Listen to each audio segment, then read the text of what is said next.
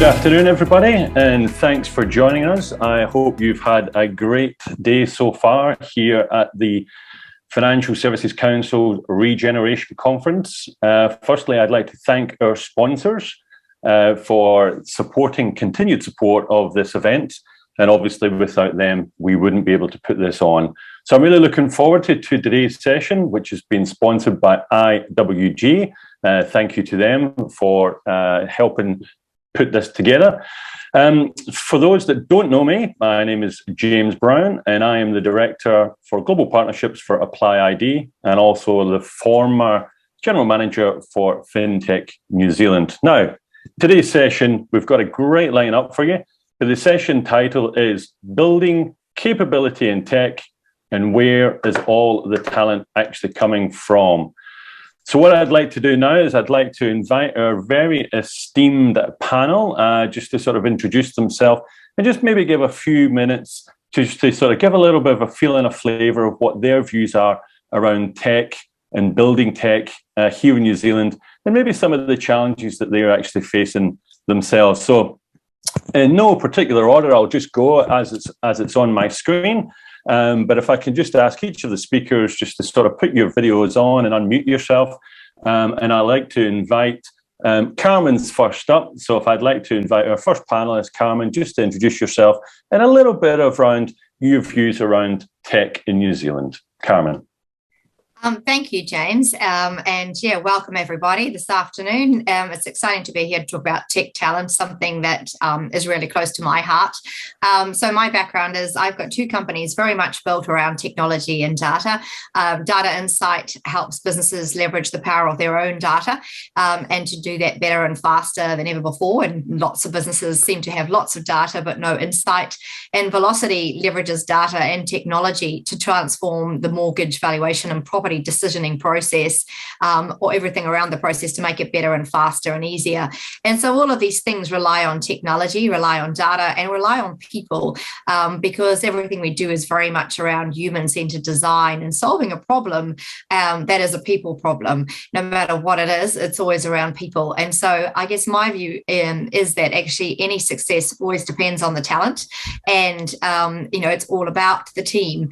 And so clients that we work with, both globally and locally, everybody recognises that with COVID, certainly digital is only accelerated, and it's not a New Zealand thing, it's not a local thing, it's something that's happening around the world, and everybody recognises the need to be digital. Most of us are working from home still today, and we all have to be digitally connected, whether we're in business with our own team or whether we're interacting with our customers. We have to be digitally connected, and digital connectivity has already been building value for some time. If you think about the most valuable businesses in the world, they are all built around technology, data, and connecting digitally, whether it's Airbnb, whether it's Uber, whether it's Apple, whether it's Amazon. It's all about digital connectivity.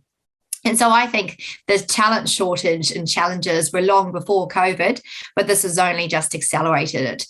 So my views are we need to think differently about this. On the one hand, as a New Zealand company, very, very far away from some of the very massive hubs like our customers in India, like the US, like Europe, it's enabling us to work digitally, and actually that our remoteness is no longer an issue.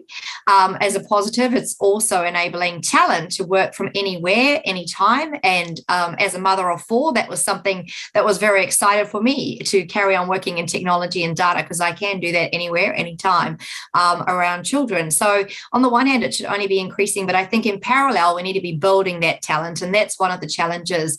They're not coming out faster enough. And we're not actually also necessarily targeting that talent for what we need that's commercially able to do human-centered design. So I think my opinion is the world that we know it has changed rapidly, and none of us has done any course or degree to prepare us for this. All of us need to be left brain, right brainers. We need to be understanding the big picture how is this solution going to interact with the people that are going to use it and be quite strategic? And we need to understand the detail. What is the data, the technology, and the precision required to deliver this? And so we're all looking for these unicorns that are left brain, right brainers. And that's where I think the opportunity to reimagine how we work and how we actually bring through workforce that has potentially previous experience that can be turned to technology and data is really an opportunity for the future. And I guess the last thing I'll leave you with is obviously there is a challenge around talent in tech. We've been very lucky to retain very, very good people and to continue to grow our team. And I think that comes down to purpose and passion and culture. And all of these things may seem like very intangible things because you can't buy culture. And how do you create purpose? But certainly what we see is everybody in technology and in data knows there's so much you can do. You can apply technology and data to anything. And it is about actually working somewhere where you're making a difference, where you're doing a positive change, and where you can end the day feeling that you're doing good. And I think that's become more important than ever. And even personally, as I decide which boards to support and which companies to work with, it's very much around purpose to make the biggest difference that we can. And I think that's what us as leaders have to be thinking about for the future of tech talent. It is interesting, actually, you say about, people in tech and sort of moving into that sort of digital world. I heard a phrase the other day, we're spending more time, or there's more human interaction now in the digital world than there is in the real world. And I think you mentioned that word culture as well. So with COVID sort of pushing us into working a little bit more remotely, it is still very, very important to be able to actually build that culture through your digital channels. So thank you, Carmen. Roxanne, if I can come to you next, I'm just going through the way it sits on my screen. Thank you, James. I'm Roxanne. I'm the Chief Digital Officer at Southern Cross Health Society. Tech talent. Look, it's been absolutely fantastic to work in technology. What a great time to work in technology, and also what a scary time to work in technology in terms of our talent. And who would have thought that we would have such demand and not enough people to fulfill demand? But to go on the coattails of Carmen, it's very much everything that Carmen has outlined. But I guess for me, it's the technology talent is really at the core of everything we do. And we know that technology pre-COVID was already in high demand. We had already seen the trend of doubling salaries and competition going on in the technology sector, as well as other sectors, but specifically in tech. And COVID has certainly forced us into different positions, right? It's forced us into a position where suddenly we had high demand for digital for all of those pockets of the business or the market that had not been digital enough, at least during COVID. And I remember a great quote. There was the CDO of the year was COVID-19, in terms of digitization. And we had the influx of a lot of our, people that were around the globe coming back to New Zealand. Suddenly we found ourselves in a very a big plunge of talent back in New Zealand just pre the vaccine coming out. And I remember the days where we'd put out a CV out and we'd get 100 applications of very high qualified talent. And now we are finding ourselves back into a very scarce place where suddenly we get 5 or 6 applications. And, not depending how good or how much you pay or how much your purpose is right, but certainly our competitive pressures are very different. And for me, it's so you look at the demand, you look at the scarcity of the talent. A lot of our expat have gone back to the marketplace now that the COVID vaccine is out to explore different area of the globe. And like Carmen has said, it's not just technology this time, it's everything. It's supply chain, it's truck drivers, it's hospitality, you name it. Every single part of the world is under pressure. And I guess one of the questions I always ask myself is, what happened? Where did everybody go? Or is it that we've created such demand that we actually as a globe cannot fulfill?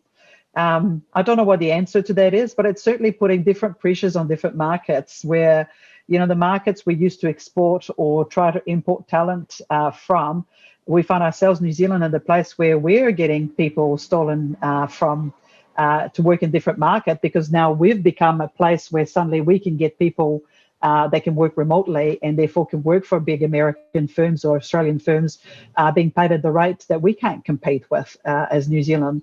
So, our attraction point, which was come and live in New Zealand, this fantastic paradise in the Pacific, and suddenly we don't have that with borders closed. So we got different challenges that we need to work with, but we need to think outside the box. And I guess if I think about some of the key things that, the competitive market, it's always going to be there. It was there pre-COVID, will be there after COVID. Talent is at the center of everything we do in digital, no matter how digital you are or how digital you're becoming. It's all about our people and our skill sets. We used to try to automate a whole lot, but now it's like we can't even find the people to help us automate, to try to get more work done. So, I get the questions that I'd like for us to cover today is, are we addressing the wants and need of the next generation? We have also a new generation coming through. We used to talk about the millennials and so forth, but we have the next lot of generation coming in. And have we lost the baby boomers? There's a lot of conversation around baby boomers having retired much earlier than projected. And we know they're a very large generation. So have they created a gap much earlier than we had projected? And therefore we're trying to backfill? Don't know.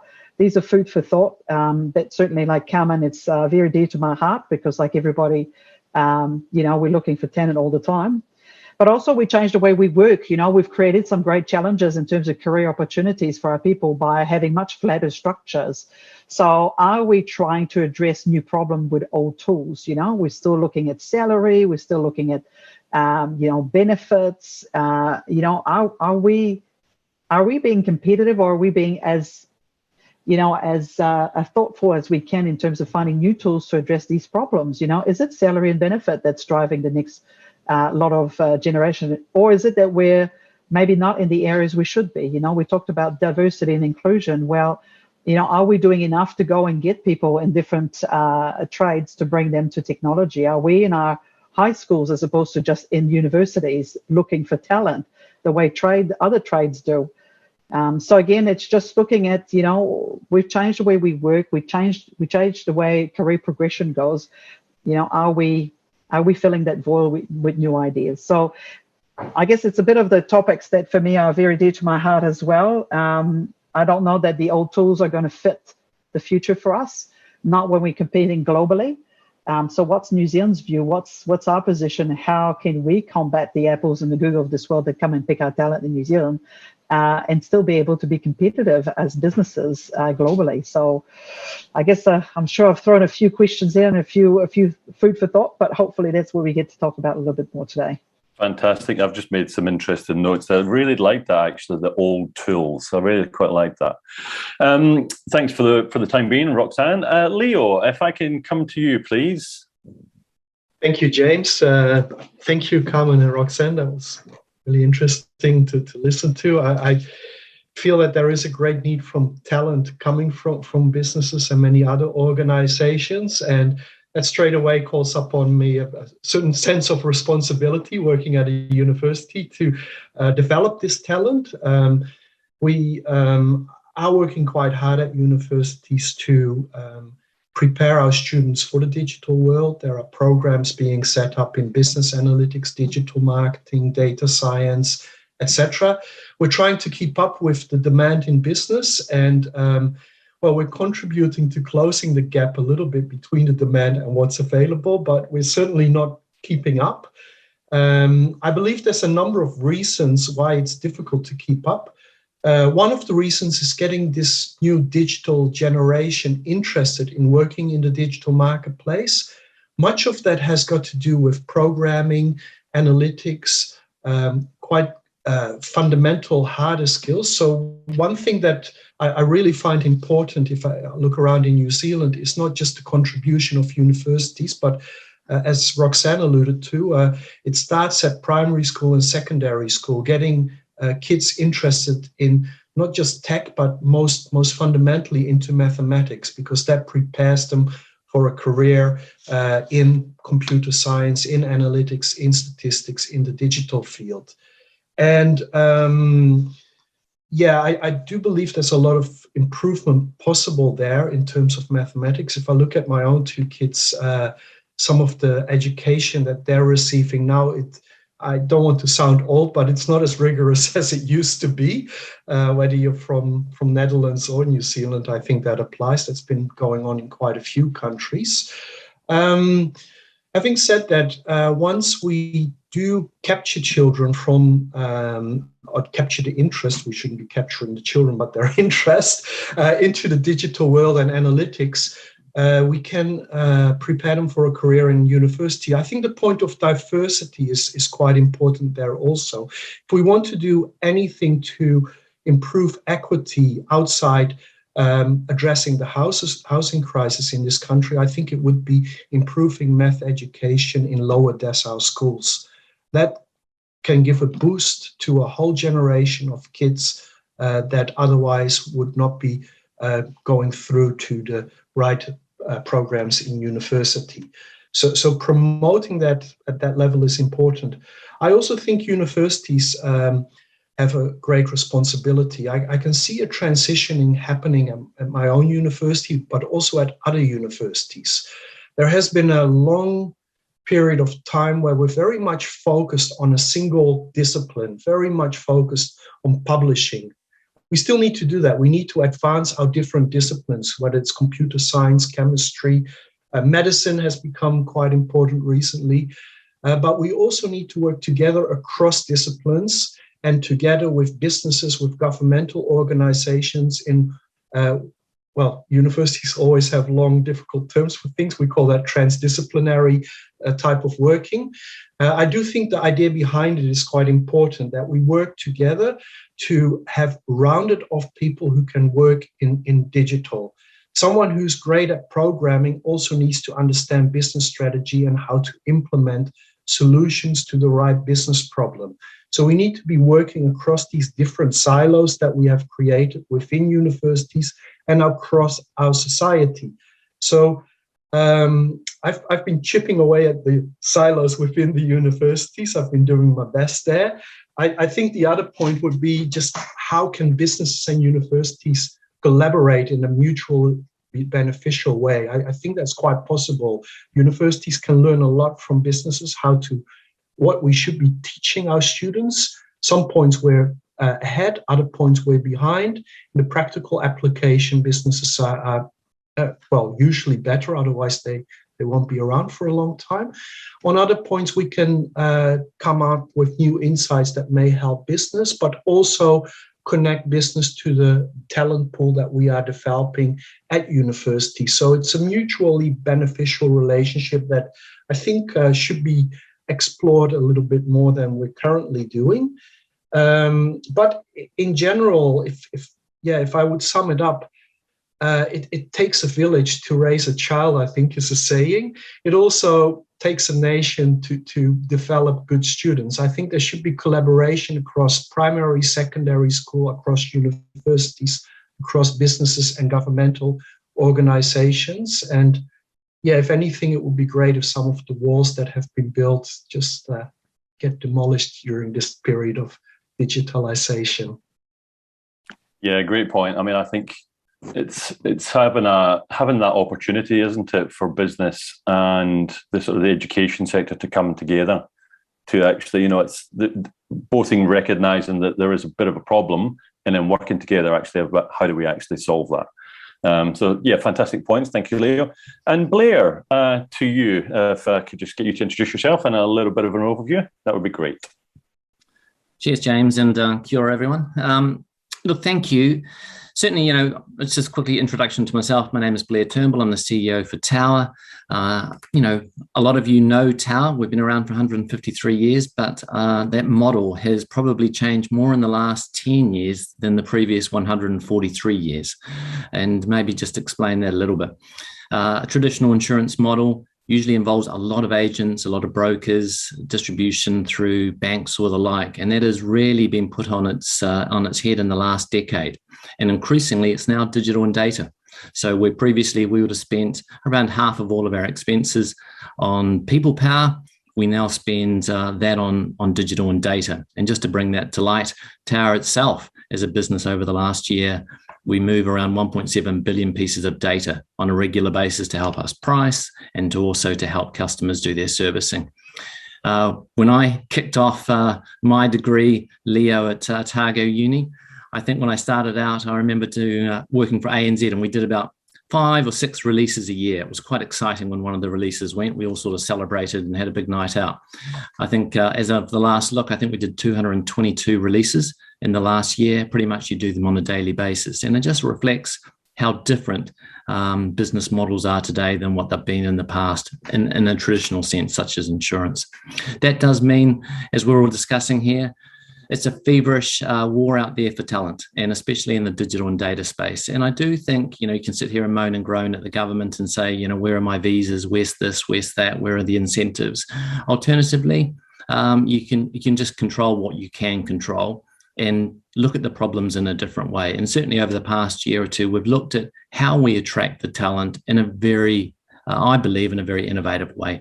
We partner globally with people to get around the problem of talent shortage. So in our case, we're 100% on the cloud. We do our apps out of Croatia. We do our hard, core systems out of the US. We partner with RMS, which is a global player on data, as well as local players, 25 different data partners. We also look to partner with different institutions to get access to the talent, where previously we would have used the likes of Seek and LinkedIn to put out all the adverts for people. Increasingly, we now work with the like of you, Leo. We sponsor the data science faculty at Auckland Uni. We work with the University of Waikato in terms of their Bachelor of Climate Change, and we do sponsorships, internships, and ways to get access to those students, which I wish I had when I was coming out of Otago Uni. And so it's a different approach to how we bring those talent on. And also, I do appreciate more than most insurance isn't, top of the pops in terms of sexy industries to join. So we have to think really, really hard in terms of how we create an environment that actually would welcome in people, particularly in the digital data side. So investing in the very best tech, having a really nice, creative, innovative space. We've just moved into a new Manson building on 136 Fanshawe. It's fantastic in terms of just lovely space and getting people to actually want to come into the office to work on different initiatives and really appealing to that digital creative side of folk. So I guess maybe that's a quick, whistle-stop tour, James, of how I can see, it playing in a more traditional business environment, which would be great to chat with some of the people online and hear what some of their challenges and thoughts are around the talent. Well, you sort of you picked up on a little bit of a thread there, actually, which Jason sort of put into the Q&A. That sort of model of actually, is it a locally based partnership approach? Is it more of an offshore? So it sounds like you've got actually quite a nice blend going. So I maybe just want to throw it to sort of Carmen, and also actually to the whole panel. But Carmen, if I come to you first, because you've got a number of businesses all over the world. And is that quite similar for you as well, that you're recognizing sort of like local talent in terms of other organizations that you work with? Do you spend quite a bit of time trying to find partners, or are you finding actually that when you're in market, because obviously you're a great organization yourself, that people are also actually seeking you out? It's a little bit of both, actually. I'll never forget Rod Drury said to me, whenever you go to a new country, you're never going to keep your country manager because you don't have the brand to attract them. And I was quite traumatized by that because I was quite excited about my first country. And he was right. So actually, they don't know who you are, and, you're not going to attract it. I think it really depends on what you're trying to do. And for ourselves, we haven't been able to outsource. Well, Data Insight doesn't outsource, and what we've recognized there is our clients need things faster, and there is just not enough talent. And we've been working closely with Leo for a number of years. Actually, I've been working with Leo, and I really do applaud him because he's certainly one of the at the forefront of actually changing to create that workforce. And so, fully support what Blair said. So I think there's that, who's coming through and who's not on those bad habits, because we're wanting to do agile analytics, and it's a real cultural shift. If you've been working quite slowly and building a model and you want it to be perfect, and we're going, well, just 80% is right, the client needs it by tomorrow, just chop. So it's quite a different cultural fit. So for data insight, we are more looking at an attitudinal thing, and we'll upskill and train as we need to. For Valocity, we did try outsource it once, and I guess it didn't work out so well for us. And because we are a technology company and it's just so core, we found that actually we just don't get the same synergies that we do. So it hasn't worked well for us. And so it's almost something that I would just prefer not to do, because we're constantly thinking about the big future that we're building, and we innovate so closely and collaborate so closely with our clients and internally that it's very hard to create that culture if you're outsourcing a part of that to someone that's not part of your organization. And so more what we do is retrain and upskill ourselves. So we've moved people from help desk to become incredible BAs. We've moved people from also an EA became a tester. And so it's actually really just also retraining and nurturing. We've got 10 starters at the moment that have come straight out of university, 10 interns that are being buddied, that are being mentored, and the intent is to hire those 10 people, and they're literally coming in with their fresh thinking and their fresh technology. And so I think it's all about that diversity, and that diversity of thought of the young and the experienced and the old and the new, and looking at things creatively. So for us, we haven't outsourced so much, but it depends. I think certainly it would be different for a large corporate though, because you're not going to keep up with the race.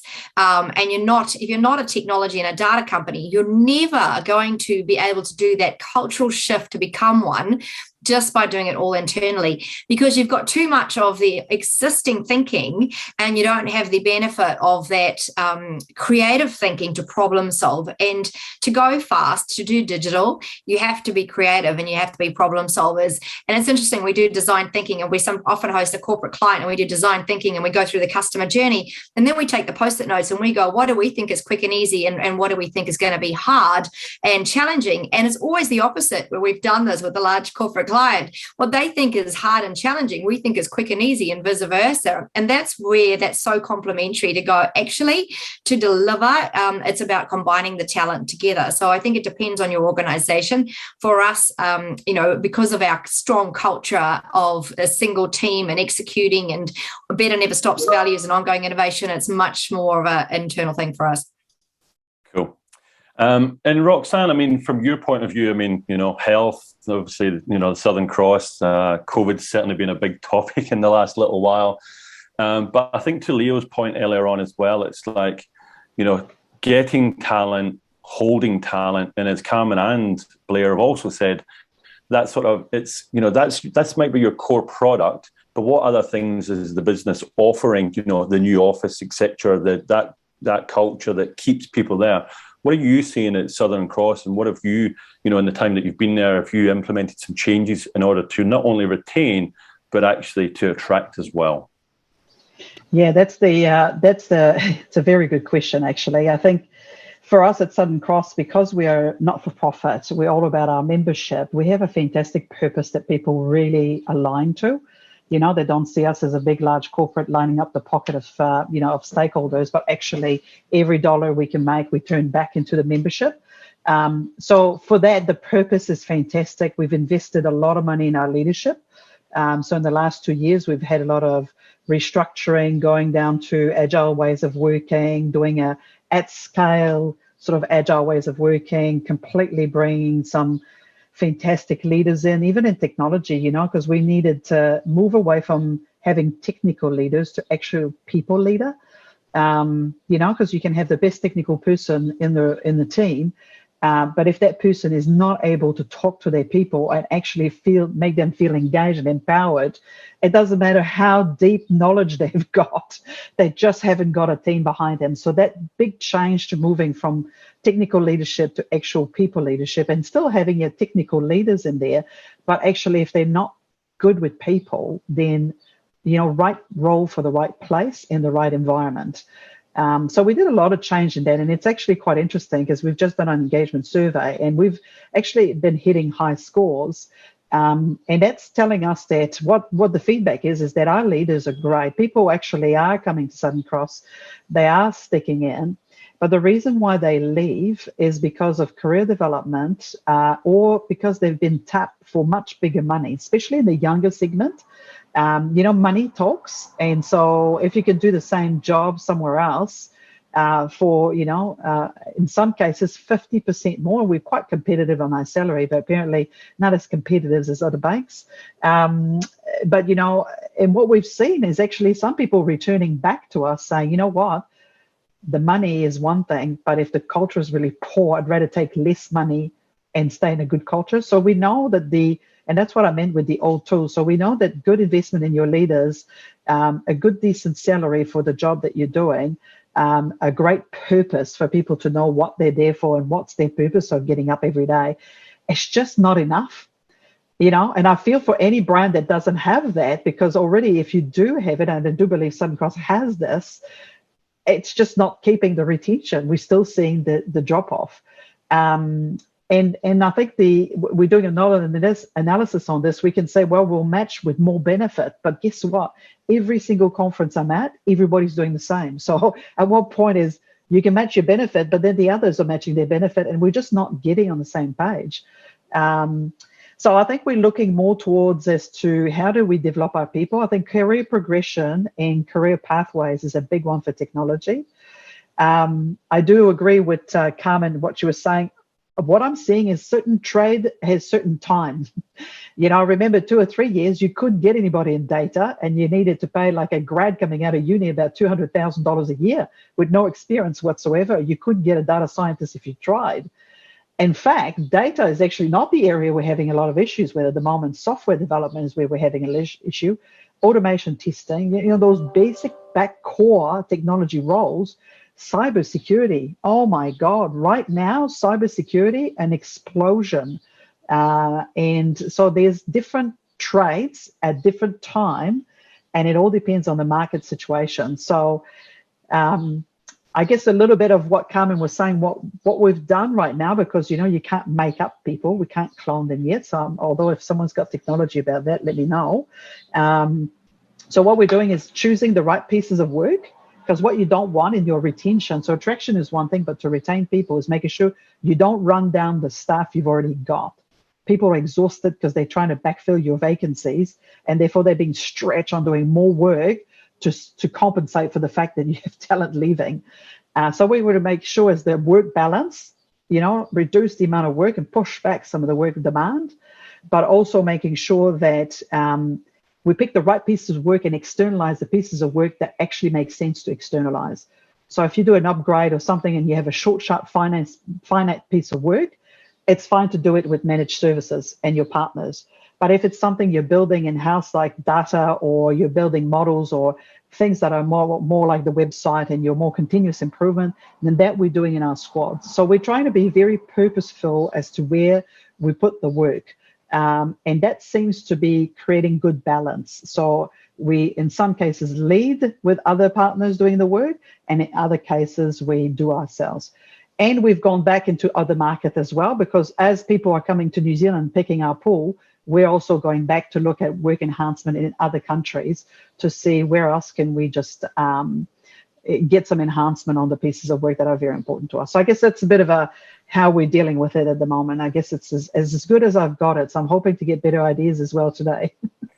Yeah, I think it's interesting, isn't it, that getting that nice balance is a real challenge. And I think, we've heard from Blair a blend, heard from you a bit of a blend, Carmen a little bit more in-house. Leo, if I can come to you, because if I think about sort of the universities and, there's I'll go back to that old tools. So there was a particular way, obviously, of teaching. But when COVID arrived on our doorstep and, it's proven quite difficult to, exit stage left, the education sector obviously come under immense pressure about how they delivered their curriculum. So how challenging actually was it? And you can be honest with us, to take all of your pupils online, not getting some of those international students in, that we actually can take them through some of our new ways of thinking. So how have you in the university actually managed to cope with that? It's been an interesting time, that's for certain, just to start. If I think about the first lockdown, it's basically we stopped all lectures for 1 week, and we switched from on-campus teaching to online teaching in a single week. And there were hiccups, there were issues, but in general, it went quite well. So I think everyone was surprised how quickly we could move. I mean, the reputation of universities is not one of being agile, but if needed, we can be agile. And at the same time, when this was happening, people were observing, what are we learning from this? What can we change? What should we retain from this difficult period? What should we retain from the past? And how should we combine matters? And if we see what's happening and where it's moving to, because we're not out of the woods yet, is that there's going to be a very different delivery of education in the sense that it's not going to be completely digital, but it's going to be a mix of digital and on-campus experience, if the virus allows, of course. And what students are not wanting is to have some type of delivery on campus, that they sit in a traffic jam for something that could have been delivered online through, if it's a lecture where the teacher is the sage on the stage, that can be done online just as well. Things where there's interactivity, where there's hands-on practica and such, that's what students will be going to on campus, but also where they interact with each other and learn from each other. So that's one change we're noticing. There's I think also the development towards so-called lifelong learning. It fits a little bit in with what Roxanne is saying, that needs change quite rapidly throughout time, what companies need. Some of it will be fluctuating, that there's something that is high in demand now, then for a few years less, and then high in demand again. Other points will be disappearing at some point. So my kids are teenagers. The prediction is that they'll have about 15 jobs and 3 or 4 different careers. And the 3 or 4 different careers is where they need to be re-educated. So instead of just looking at education as something that you go to a university for 3 years, you get your bachelor and you're done, it's going to be more like some stuff is going to be done on university, some stuff online, some stuff is going to be self-study, and it's also something that you get back to at different points in time. I think with digitalization, Roxanne mentioned managers having human skills. I think that's really, well, that's always a starting point. If you don't have those, it's not going to fly. But the other point, when you're dealing with technical people, whether they're in cybersecurity, software development, analytics, the manager also needs to have some knowledge about those domains in order to be taken seriously. And what you did see, at least a few years ago at times, that data teams were sometimes led by a general manager. That didn't work very well either. So in many cases, managers may be coming back to learn some technical skills, at least enough to connect those technical skills to business. There's often a point being made that people with technical skills need to understand business, but I think the bridge between those domains is something that should be walked halfway by both parties involved. So changes in education, it's going to be much more mixed mode. It's going to be on campus where it's needed, off campus where it's not needed, lifelong learning, and also, international students. This year, none came in. Last year, none came in.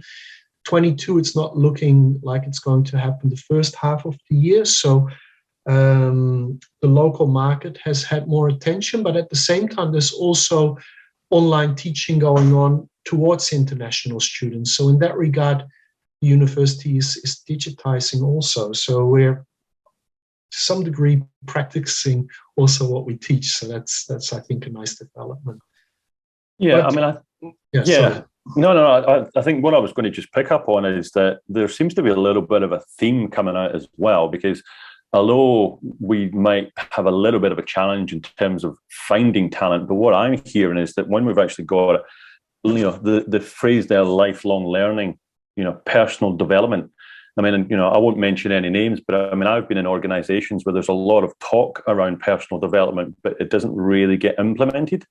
And I think what we're hearing, forgive me, I think it was maybe Carmen mentioned about moving people around the business. And I think that's actually quite important as well, because we've probably all had that situation where, Mary or Bob, they've been in the organization for so long, they know everything, they know everybody, they know all the shortcuts. They can pick up the phone, they can send an email, they can just get things done. When that person leaves, all of that IP goes with. And then all of a sudden someone comes in on a Monday morning and they're like, how do you turn the lights on? I mean, it's crazy. So I really like that idea that we're actually spending a little bit more time and actually developing our people as they progress through our business. But also you mentioned, Leo, having the number of jobs in the different careers. Are you also seeing a little bit of a change in, I suppose, what I would call something like micro-credentials, where people are going, and, to Carmen and Roxanne's point also, they need something, they need it now, they go in, they sort of learn it, they upskill it, they deal with the problem or the challenge or the opportunity, and then they might go back to doing something else. Are you seeing a bit more of that as well? Yeah, so there are short courses being developed. Actually, during COVID, they were delivered quite a bit less. And what we're also seeing is much more towards certificates. So instead of going back for a master's of 1.5 years or 2 years, it's going back for half a year and just collecting a set of skills that you want. I think the development of micro-credentials is still at a beginning phase in New Zealand. I've seen it develop further in Europe, but I'm sure it's going to develop further here also. But in general, there's going to be many different pathways and possibilities to students. The other development that I would foresee happening here is that more students go back for a master degree at some point, where in New Zealand, it's quite a low percentage of students who do that. So if you want to develop in a certain direction or change your career, and we're seeing that happening already, a master degree is another way of doing that. Micro-credentials, the very short courses tend to be more at the managerial level. But yeah, when it's technical, it's usually just half a year certificate that people do at the moment. But it is developing rapidly. So 2 years from now, I might give you a completely different answer. I'll come back and I'll check. Just opening it up then to everybody. Diversity and inclusion. We're lucky that we've got a really diverse and inclusive panel here. When you are looking for talent and you're looking to grow your business, expand into new markets, wherever it might actually be, do you see, is that actually high on your agenda? And is it something that you're embedding into your organization more and more? Blair, if I can come to you first. Yes, James. Look, it is. It's top of mind for a lot of people. I think people are choosing where they work now. Companies don't choose you as individuals. I remember going along and trying for 5 or 6 different graduate programs, and you were basically lined up and snapped off. It's now the other way around. I think we're very, very conscious about that. So, you've got to put yourselves forward in a really positive way. And people, I think, increasingly, talent is looking for something bigger, a clear common purpose from a business. They're looking for, deep roots into sustainability and what we're doing on diversity and inclusion. And they're looking for all those things because they have choices, which is great. And I think that's really, really important. So it's on each of us to put our best, foot forward and present that and opportunities for people. I think it's really important, James. Yeah, I would absolutely agree. Roxanne? Yeah, it's an interesting one, because we just had a diversity and inclusion presentation about a week and a half ago from Storio's co-creator, Elena Ashimbayava, and she is amazing. If you've ever been on their website, it's Storio, STORYO, and it's a group of women and gender diverse folks that actually there's a big segment there about people that would never have thought to be in technology, thought it was a very closed area, more for white males, and actually the people that are coming through there and the stories are just amazing. I mean, there's a whole community of people, and I think we talked about it before, kids from the age of 10, 11, 12 already, when you start looking at what they can do in technology, they are born digital. And I do agree with Leo, we are not doing a good job in high school to actually promote technology as a career path. And especially for our younger females, I'm appalled that my daughter, who's 16, is still being told that she could be a doctor or a teacher, or the stuff that we used to tell kids 30 years ago. We're not talking to them about careers in technology. They're great paying jobs, even in our Pacifica community or Maori community. If you get access to the internet, it's all you need. You don't even need the computer anymore. You can just find your way through by going to places where everything will be provided for you on a tablet. The gaming industry, there are so many pathways to digital, but we're not seem to be conveying that into a career. We talk about, they want to be a YouTuber. Well, being a YouTuber is a career now. And it should not be put aside, because there's a lot of young YouTubers that are making a lot of money and have amazing skills. So we need to be far more progressive, where the trades, construction is right in there at the high school level, picking out, the stat was something like 70% of kids from high school do not go to university, but they're all digital. So are we doing enough to actually grab them from there? Because although I have been to university, not every role in technology needs to go to uni. And we need a lot more. And technology is getting better and better and better.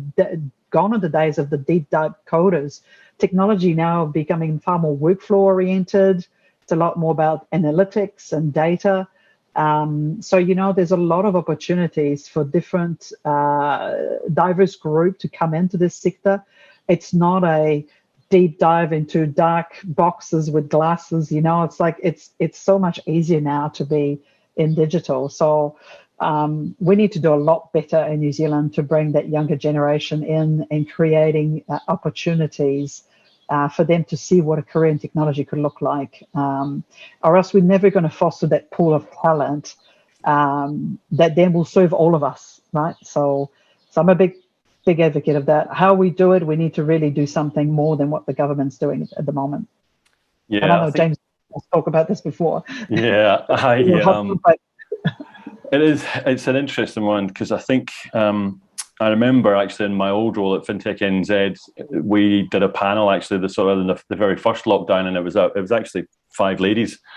And when we were doing the pre-brief, we were talking about the themes and the topics we were going to cover, and diversity and inclusion come up. But then I asked the question, I was like, how did you get into technology? And there was, an accountant, there was someone else was in property, and it was literally I fell into it. So I think you're absolutely spot on. Having a really clearly well-defined pathway that people can actually see and then navigate for themselves is very, very important. Now, you mentioned government. It becomes a little bit political, but I don't know. I'll ask Leo just for a moment. But didn't COVID just changed all of that and actually shown that a digital world is actually what we're going to be living in? Yeah. We don't know what FY22 is going to look like, but to your point, look at me. I've not grown in technology, and yet I lead technology now. So it is open to anybody who is interested and passionate about technology, whether they've grown in technology or not. I've grown in the business, but yet I've been looking after technology for 2 years, and I've learned so much, but I love it. So I think there's so many ways of getting into this trade, and I think we need to do a lot more for it. Yeah, I find it interesting when I've given presentations before and I've asked people if they're technology adopted or technology savvy, and sometimes people say no, but then it's like, well, do you have a smartphone? Yes. Do you travel? Yes. How did you book your flight? What happens? Oh yeah, I just jump into my app. When I get to the lounge, I order my coffee. So actually, it's also, I think, sometimes how it's introduced into your own life. And if it's relatively easy to pick up, we can adopt it far more quickly. But sometimes it's still the 4-year-old or the 5-year-old showing granddad or grandma how to use the iPad and stuff like that. Question there, and we have sort of touched on it a little bit. Someone mentioned earlier on about expats. So let's just fast forward just for a moment, and I'm just conscious of time as well. Fast forward for a moment. It's not gone, but it's now completely under control. We're all vaccinated. Everybody's happy. do you think there's a possibility that we might see a bit of a mass exodus actually from, Kiwis or people residing in New Zealand to different marketplace if we don't get some of this right? Carmen, maybe jump on you as you've got international businesses. All right. I would have liked to have talked about the gender. Let's come back to that. But, that's all right. Yeah, obviously have a lot of comments on that one. But yeah, I think it's happening right now, James. We're having companies from Australia, from the US, from everywhere in the world shoulder tapping our team. So it's happening right now. So I don't think any changes, if you were holding your breath for the borders to open and for talent to come across, you kind of would have drowned by now. It's been quite a few months. So I think it's more a case of actually the need to build culture. So we've talked about passion, and we've talked about purpose, and we talked about leadership, and we're talking about people. And I think probably the biggest challenge is, how do you have culture and how do you have purpose and passion when you're not together and you're not face to face? And how do you even have that business continuity and that development and that learning and that training of in-house, all of these things that are really soft skills? And so I think probably that's the bigger challenge. Like, people are being shoulder tapped right now to go overseas, and we're looking for talent, and we'll take it from anywhere. And the power of word of mouth is probably the strongest thing in both of our organizations. But actually, as leaders, probably the challenge is more for us to nurture these people and build culture when you can't see them. You're not actually in the office together. You're working online all day. And so what we've had to do is actually be creative there to build. For example, my geeky data insight team built a 4D environment online of our office, of people's desks, and people can walk and gather and go and visit them. And I'm coming to your desk for a chat, and like, how they even think of these things. And for Valocity, we've had to actually go, instead of sending emails, we're all humans of Valocity on Teams, and we're sharing the photos of the cats and the kids and bringing our humanity. And so that's probably been the biggest challenge, is not worrying about where they are or where they're going to come from, how to keep them, and how do we keep their purpose and their passion, these softer leadership skills that you don't think about. And I guess just to close out, Leo talked about managers. One of the best articles, if you're leading tech people, one of the best articles I ever read was Managers versus Makers, the Y Combinator article, and Google it if you haven't read it, because it teaches you that your tech team, your developers, your data scientists, your analysts, they're very structured, and they're working and they're coding. And then here I am wanting to have a team's lunch and another monthly digest and this other team's thing, which is interrupting their day, because I'm like, I'm culture, I'm getting close to my people. So it's recognizing people want to be managed differently and have different needs, and building your leadership and your structure and your organization around that, so that it is like a family and it is a place of nurturing, so that you can retain that top talent. So that's probably the key things that we're focusing on. Yeah. So a couple of quick comments on diversity then. Did you want to go back to that as well? No, I think you just have to go to the CIO Awards or SAS conference, and you can see there's a queue for the men's and not the ladies, which never ever happens. I do think it's about how we do that education. So disappointingly, of my 3 of my 4 children, 1 of them is a boy and 3 are women, and girls coming through, and they don't see what I do as something cool or data and tech. They think of it as geeky, and we just really have to do that job. That maybe I'm geeky, but my son is like, well, I'm going to get into that 100%. Whereas there's still these paradigms that we have to shift. And I think it is a shift of paradigms to go, actually, if you want to have a family, there's no better thing to get into. So now we've got a lot of work, because we focus on diversity, but we just can't find enough female tech, especially, coming through. So it's a huge challenge. I think it's really interesting. I think when you talk about diversity and inclusion, and actually the sort of we still go, more women into tech and stuff of that nature. And I think it's back to your point around let's get the narrative right, and then get the pathway right. And I think that that will build it, and they will come. Blair, you sort of touched on it ever so slightly at the beginning, and then I'll jump to you as well, Roxanne.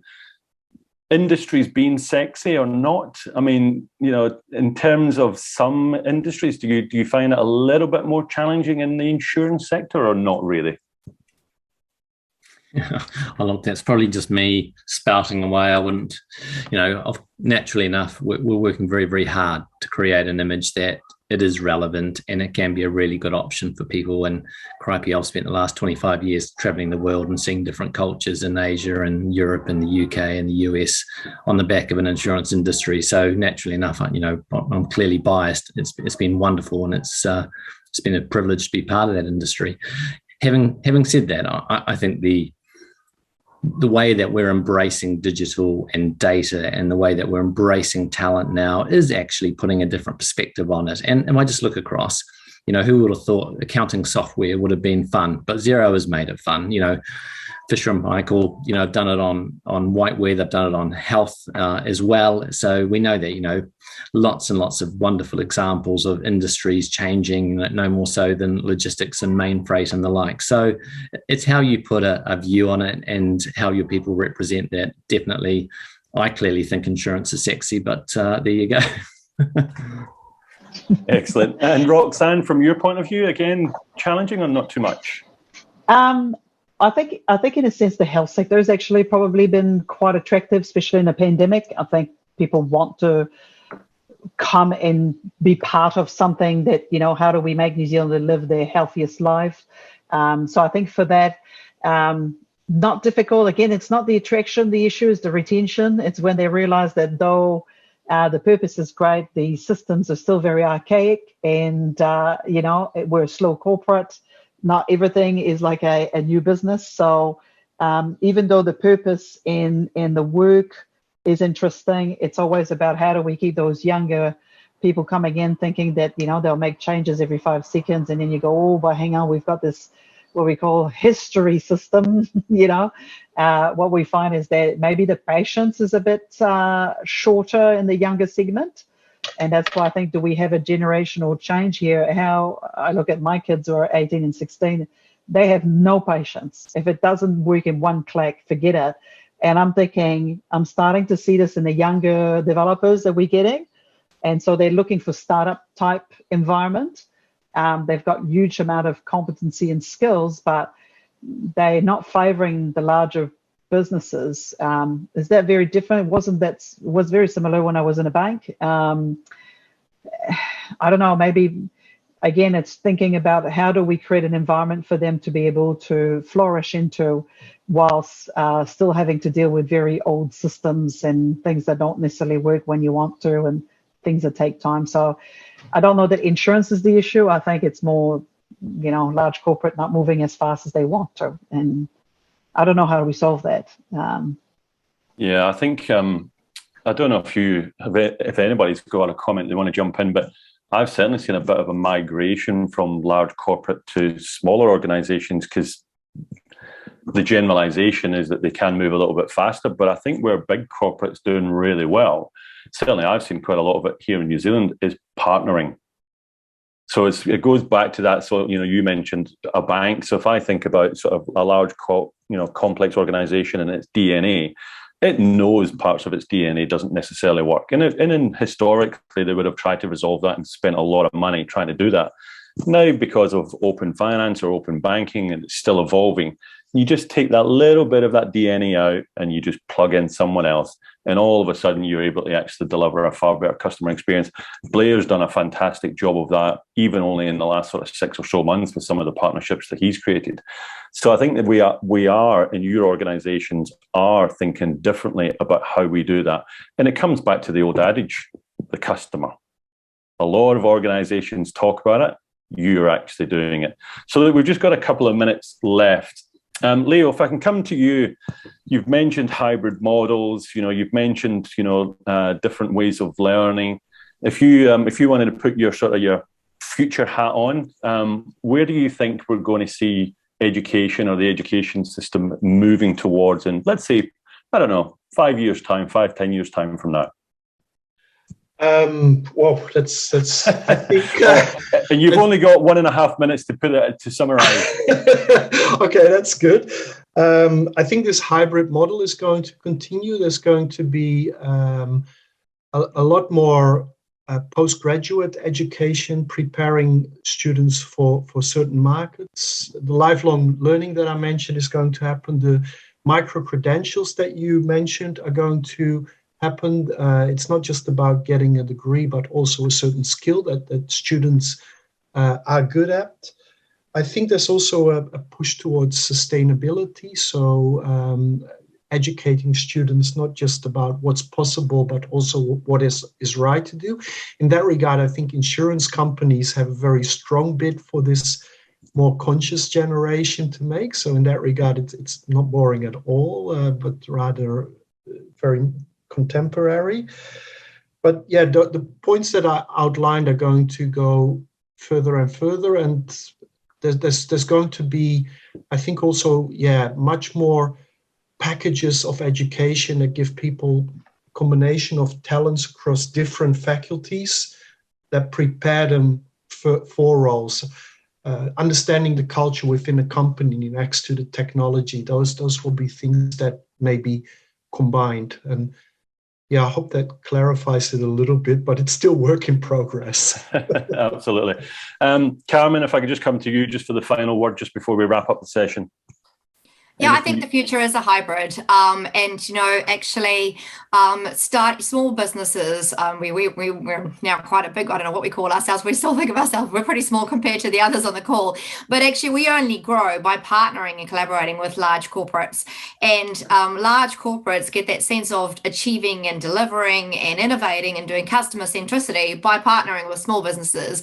And we're really seeing that model change. So instead of, for example, us doing the work at data insight, we're literally coming in leading a tribe and then going away, or we're coming in and teaching agile analytics and setting up tools and going away. And so I think the future is a hybrid, and I think the one exciting positive takeout is I remember just not that long ago being on calls where they said AI is taking over the world, automation is going to get rid of all this many jobs, and now Gartner's saying actually there's going to be a skills shortage of 85 million people, the size of Germany's population by 2030, and it is cloud, and it is cyber, and it is automation, and so I guess for those out there on the call, go and see Leo, go and talk to one of ourselves if you're wanting to come and do work on-site learning, and really get into tech, please, because we all want to hire you. Great way to finish. I'd just like to thank Blair, Roxanne, Leo, and Carmen for giving up their session, their time today. Been a really interesting discussion. We could definitely continue to go on. I've made some really interesting notes, just sort of what I like: purpose, build the culture, bring your whole self to work. Now, back in the day, some sectors would have found that a real challenge, but actually now we're seeing that to the point, people are walking in on Zoom. We've got cats and dogs jumping on, barking in the background and all sorts of stuff. Lifelong learning and clear pathways into the technology sector. So look, everybody on the call, I really appreciate you taking the time to join this session. Hope you've got some insights. As Carmen said, if you've got any questions, feel free to reach out. And it just gives me the pleasure to say, looking forward to further sessions tomorrow. So get them in your diary. Some really, really good speakers on there. But for now, I'd like to thank Richard and the team at the FSC for putting on a great conference in what has been a very tricky time. So thanks once again to the panelists. Thanks for your questions. I've been James Brown, and we'll see you on the next session. Thank you very much.